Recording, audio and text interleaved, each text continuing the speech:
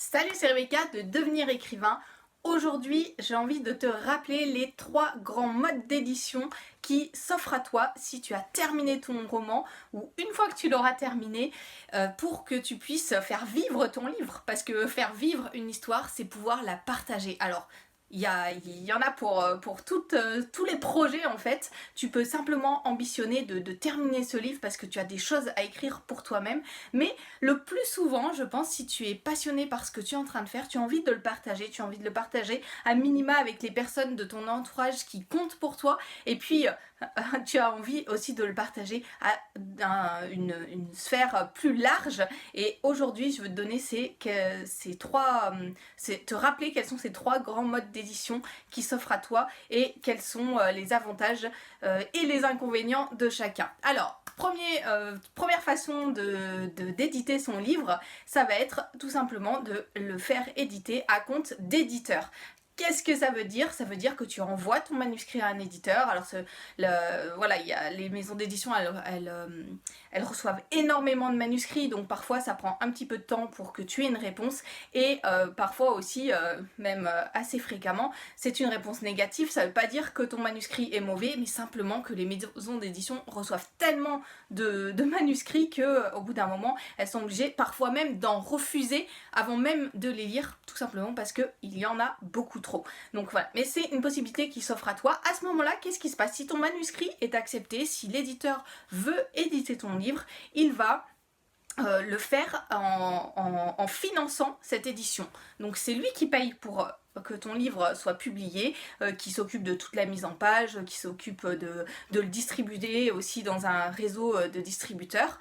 Et toi, par contre, il va falloir que tu fasses aussi un petit peu la promotion de ton livre. Parfois, on a l'idée que quand on fait éditer son livre dans une maison d'édition, eh bien l'éditeur va s'occuper de toute la promotion du roman. Alors ça, c'est vrai pour les très grands auteurs, pour les auteurs phares de chaque maison d'édition, mais toi, si tu arrives, il y a de grandes probabilités pour que tu ne fasses pas partie de ces grands auteurs phares de la maison d'édition. Et à ce moment-là, il va falloir que tu mettes de l'énergie pour que ton livre soit distribué et ne reste pas simplement une référence du catalogue de l'éditeur. Donc ça, c'est première possibilité qui s'offre à toi. Alors l'avantage, clairement, c'est que tu n'as rien à débourser pour sortir ton livre.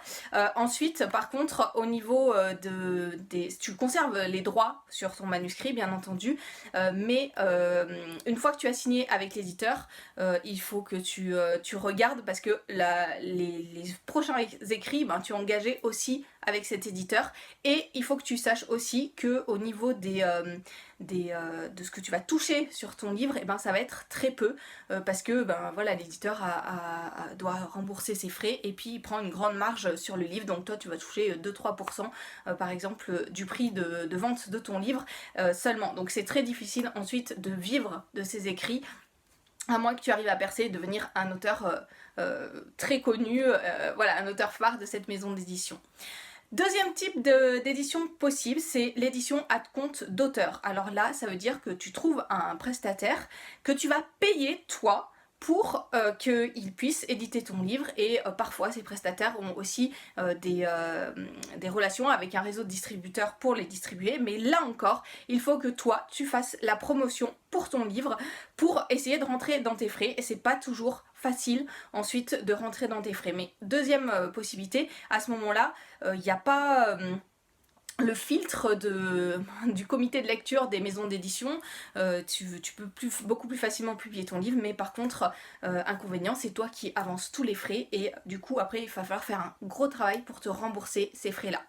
Et puis, troisième type d'édition, c'est l'auto-édition. Tu peux faire ça très facilement avec, par exemple, sur Amazon. Voilà, avec la plateforme d'édition sur Amazon, en quelques clics, tu peux publier un manuscrit. C'est très facile, ça ne te coûte rien du coup, et tu vas toucher beaucoup plus sur les ventes de ton livre que si c'est en maison d'édition. Tu n'as pas de frais à avancer, donc ça c'est un gros avantage.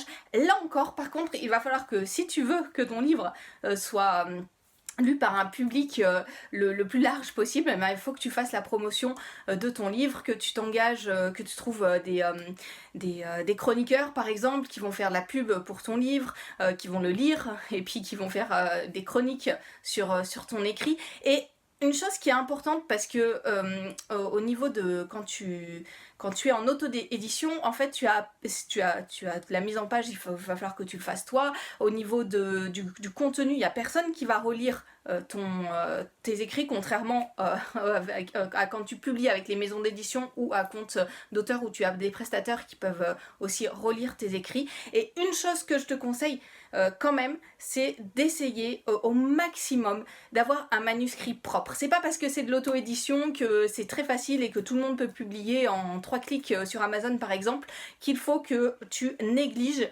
la correction de ton roman. C'est vraiment très très important que tu fasses relire à quelqu'un qui s'y connaît en orthographe, en grammaire, voilà, qui va pouvoir vraiment te conseiller là-dedans.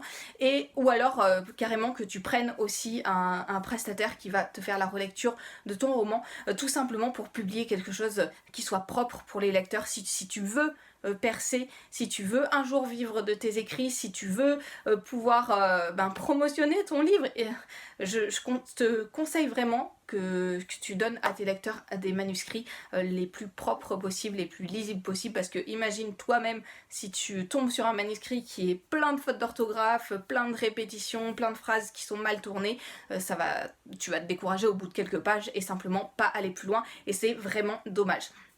Donc voilà, 3 types d'éditions qui sont possibles. À toi de voir ce qui te convient le mieux, ce que tu as envie de tester. Tu peux très bien tester les maisons d'édition si vraiment tu as à cœur de faire de l'édition classique, mais tu peux aussi décider de publier à compte d'auteur ou de publier en auto-édition et de pouvoir promouvoir son livre. De toute façon, tu vois que dans les 3 cas, il va falloir que tu fasses la promotion de ton livre si tu veux qu'il touche un public assez large, parce que ça se fait pas tout seul et ça fait partie aussi du travail de l'écrivain de pouvoir ensuite promouvoir ses œuvres et pour être lu tout simplement et pour que l'histoire vive. Voilà, quelques petits conseils. Si tu ne l'as pas encore, avant de se quitter, je te conseille de télécharger ma formation gratuite sur les scènes parce que tu vas apprendre plein de choses pour pouvoir construire ton roman de façon efficace, de façon à ce que ça plaise à tes lecteurs, parce qu'on peut avoir un manuscrit sans faute d'orthographe, mais s'il est très mal construit, si l'histoire n'avance pas, s'il y a plein de choses qui sont inutiles à l'intérieur, ça va pas plaire non plus. Donc pour avoir l'histoire la meilleure possible, je te conseille vraiment de télécharger cette formation si tu ne l'as pas encore, et ça va te donner plein de choses, plein d'éléments qui vont t'aider à construire chacune des scènes de ton roman et à écrire un livre qui soit passionnant pour ton public. Je te dis à bientôt pour d'autres conseils d'écriture.